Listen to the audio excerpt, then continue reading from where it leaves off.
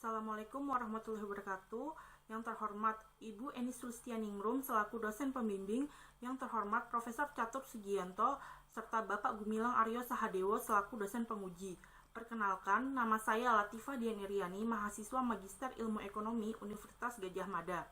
Pada kesempatan kali ini, saya akan mempresentasikan tesis saya yang berjudul Pengaruh Ibu Bekerja Terhadap Capaian Kognitif Anak. Partisipasi tenaga kerja perempuan di Indonesia mengalami peningkatan dalam 2 dekade terakhir. Berdasarkan data yang dirilis oleh World Bank menyatakan bahwa pada tahun 1990 terdapat partisipasi tenaga kerja perempuan di Indonesia sebesar 44,47%. Kemudian pada tahun 2000 partisipasi tenaga kerja perempuan di Indonesia sebesar 51,05%. Meskipun pada tahun 2006 sempat mengalami penurunan menjadi 45,48%, tetapi angka tersebut cenderung naik menjadi 52,30% di tahun 2019. Namun, keterlibatan perempuan dalam bekerja masih menimbulkan berbagai macam perdebatan, khususnya terkait pengaruh ibu bekerja terhadap kognitif anak. Seperti yang ditemukan oleh Mertens dan Verhofstadt tahun 2013 serta Arvin dan Samar tahun 2000 yang menjelaskan bahwa ibu yang bekerja mampu meningkatkan investasi di bidang pendidikan melalui kenaikan pendapatan, sehingga Vandal dan Ramanan tahun 1992 menemukan bahwa ibu yang bekerja mampu meningkatkan nilai kognitif anak.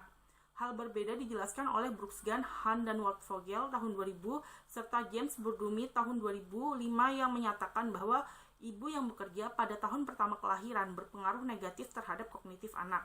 Namun, Rekmi dan Henderson tahun 2019 serta Vikram dan kawan-kawan tahun 2018 dan Blau serta Goldsbeck tahun 1992 menemukan bahwa tidak adanya pengaruh bagi ibu yang bekerja terhadap kognitif anak. Adapun salah satu tujuan yang ingin dicapai Sustainable Development Goals yaitu tercapainya kesetaraan gender, di mana terdapat 2 poin dari 9 target kesetaraan gender, yaitu mengurangi diskriminasi terhadap perempuan dan memastikan bahwa perempuan dapat berpartisipasi penuh dalam pengambilan keputusan dalam bidang ekonomi, di mana pengambilan keputusan dalam bidang ekonomi yaitu salah satunya berpartisipasi dalam pasar tenaga kerja.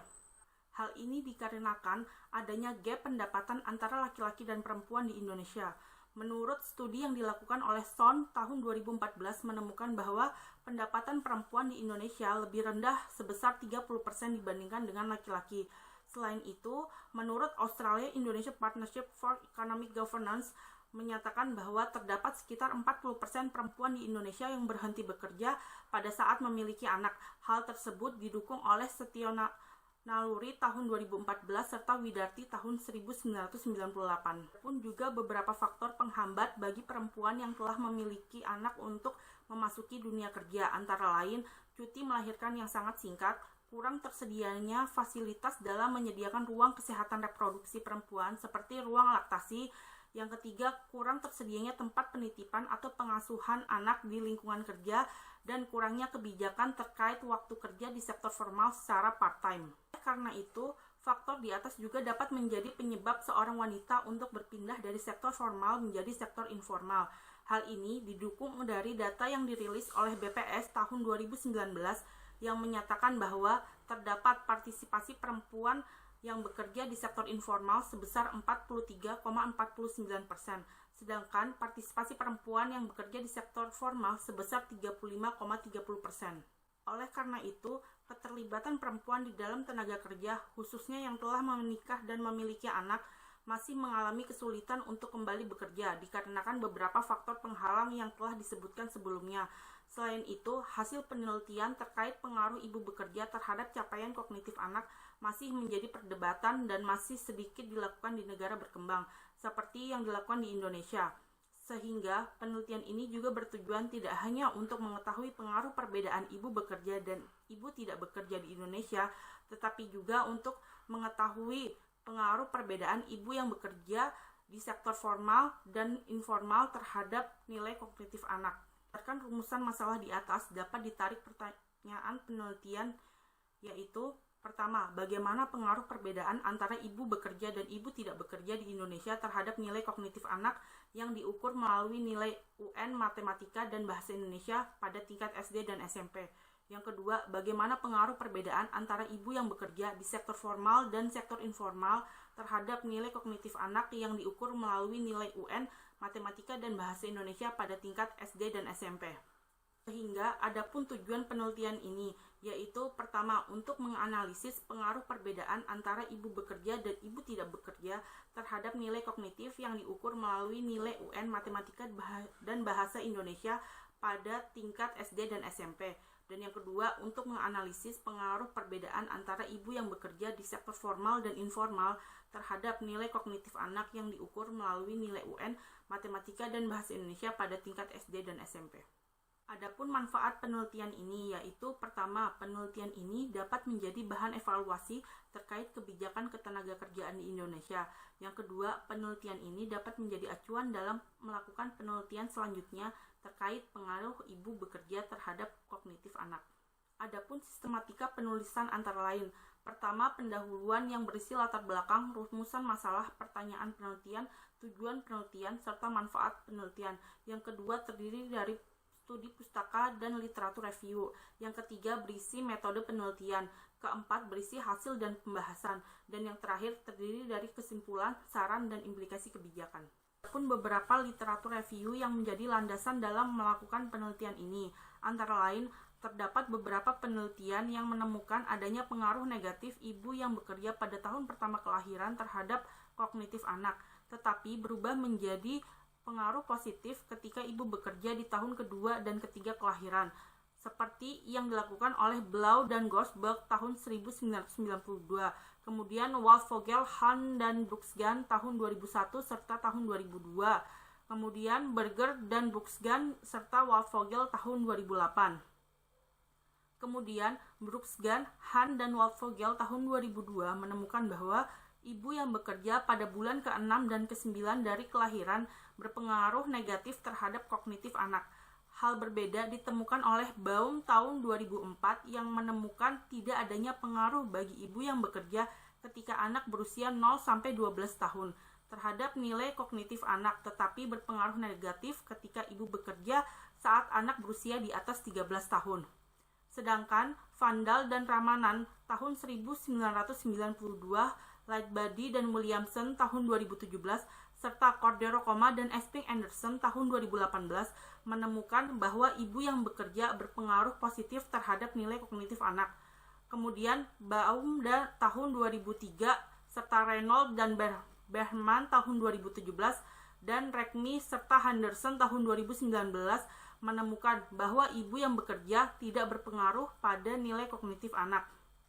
Adapun Berger dan kawan-kawan tahun 2008, Huerta dan kawan-kawan tahun 2011, serta Hermes dan Francesconi tahun 2013 menemukan bahwa ibu yang bekerja secara part-time dan full-time berpengaruh negatif terhadap nilai kognitif anak. Akan tetapi, Kunnelen, De Grip, dan Forward tahun 2015, serta Cordero, dan Esping Anderson tahun 2018 menemukan bahwa ibu yang bekerja baik secara part-time dan full-time berpengaruh positif terhadap kognitif anak. Adapun Kunnelen, De Grip, dan Forward tahun 2015, serta Vikram dan kawan-kawan tahun 2018 menemukan bahwa pendidikan dapat mengurangi pengaruh negatif dari ibu bekerja.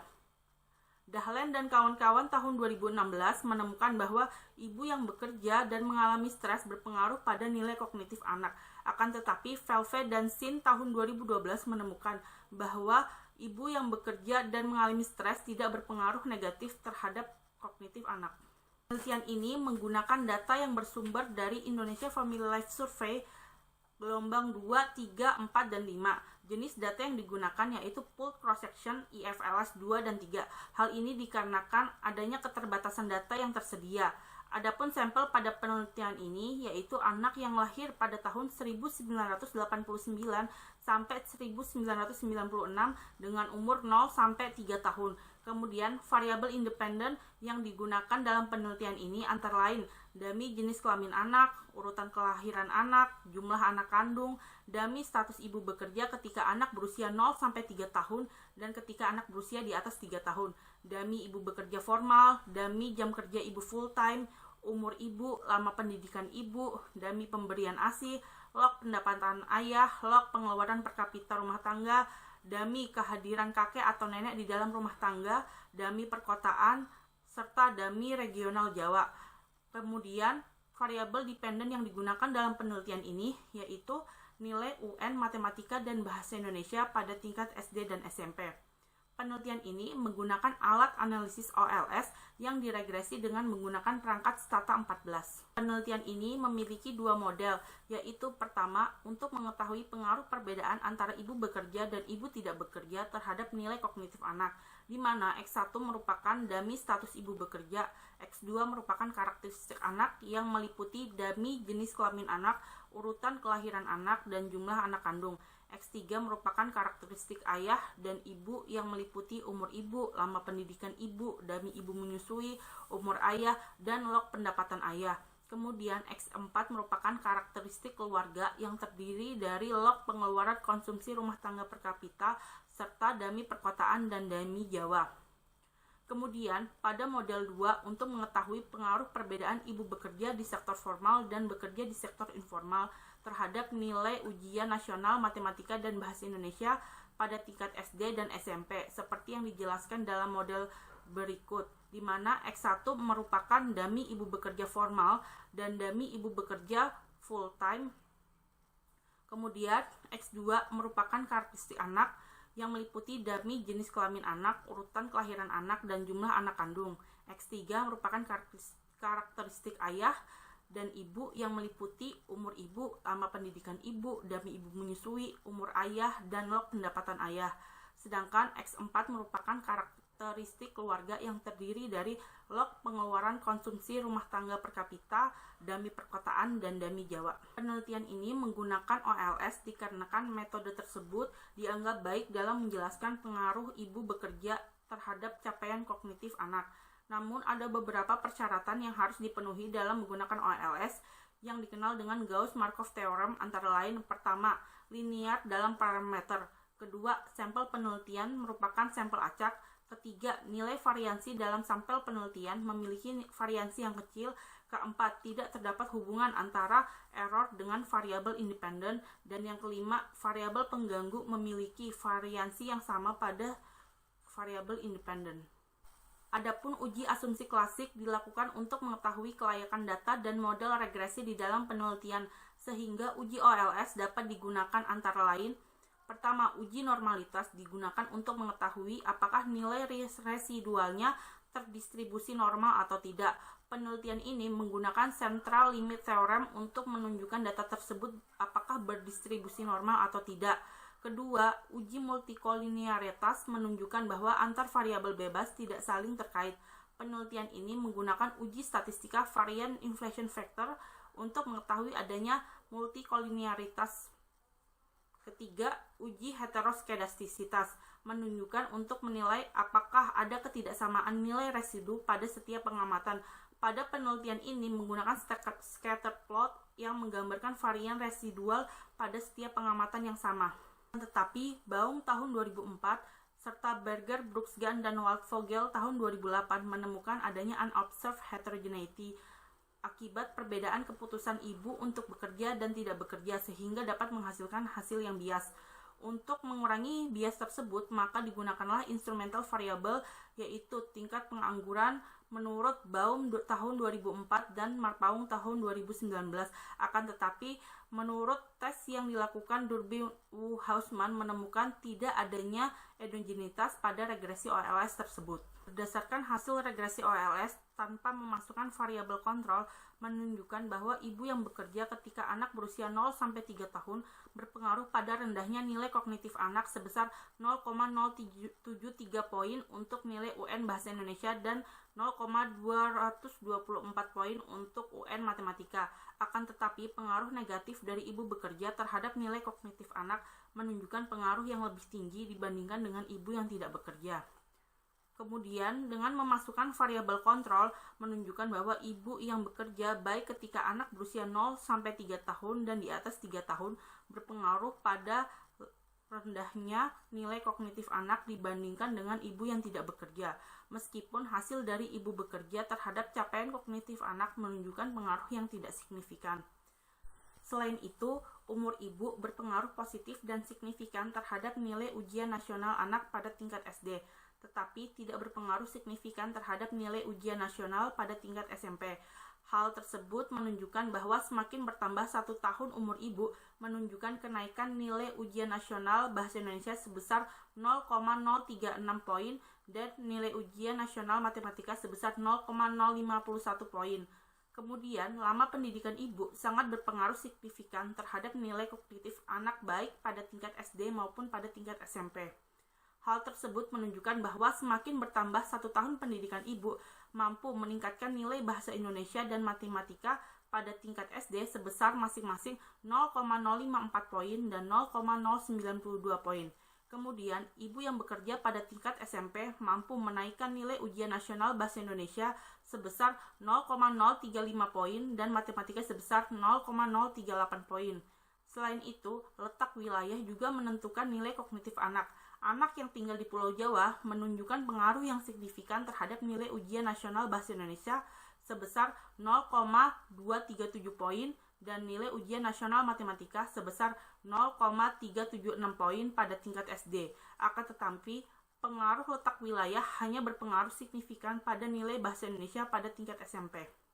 Pada tabel 4.5 menjelaskan bahwa ibu yang bekerja di sektor formal mempunyai nilai bahasa Indonesia yang lebih tinggi sebesar 0,349 poin serta memiliki nilai matematika yang lebih tinggi sebesar 0,481 poin dibandingkan dengan ibu yang bekerja di sektor informal.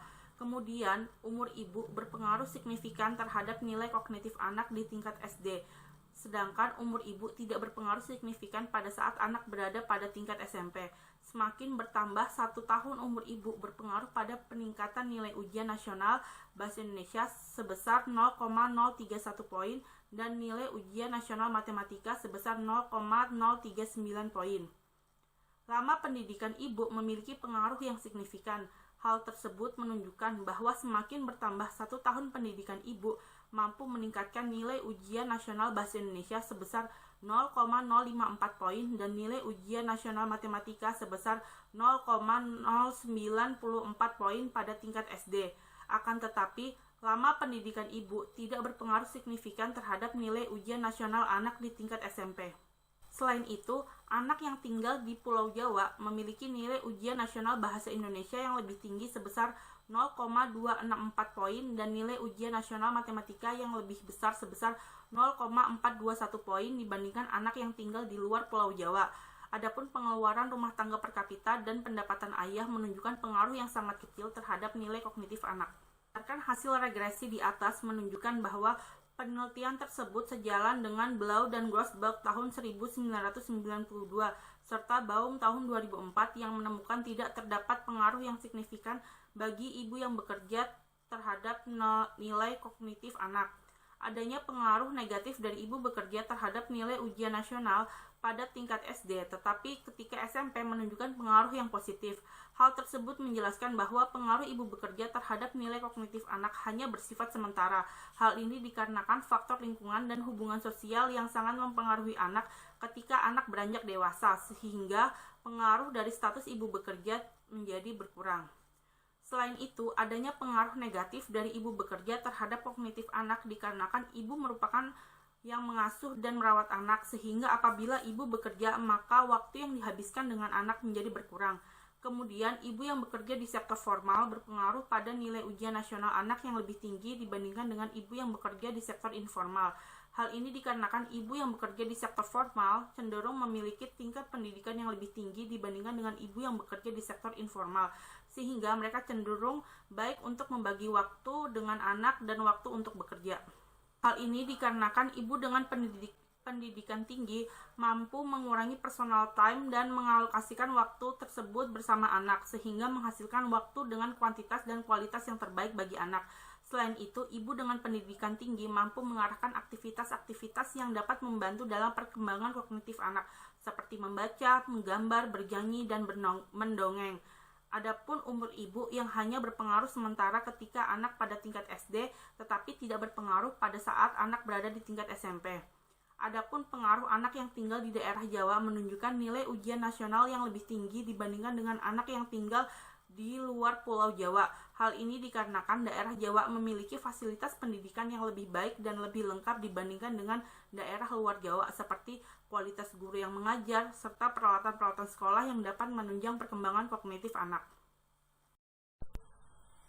Adapun kesimpulan pada penelitian ini yaitu pertama, ibu bekerja ketika anak berusia 0-3 tahun dan di atas 3 tahun tidak berpengaruh signifikan terhadap nilai kognitif anak baik pada tingkat SD maupun tingkat SMP.